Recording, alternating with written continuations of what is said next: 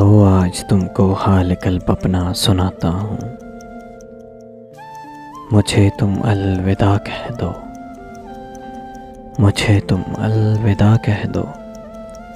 मैं तुमको बोझ लगता हूँ।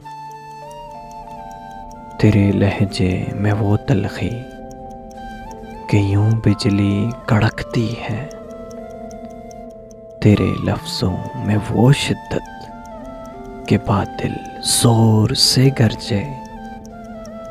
मैं तुमसे बात करता हूँ, मुझे एहसास होता है कि तुम अब वो नहीं जाना जिसे मुझसे मोहब्बत थी,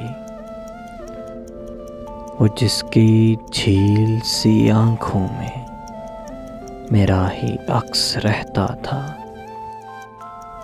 वफा का मान रखती थी, मगर अब तुम मुझे अक्सर नज़रअंदाज करने से, मोहब्बत के मुकरने से कहीं बेहतर ये रिश्ते का ये धागा तोड़ ही डालो। मुझे तुम अलविदा कह दो, मैं तुमको बोझ लगता हूँ, मैं तुमको बोझ लगता हूँ।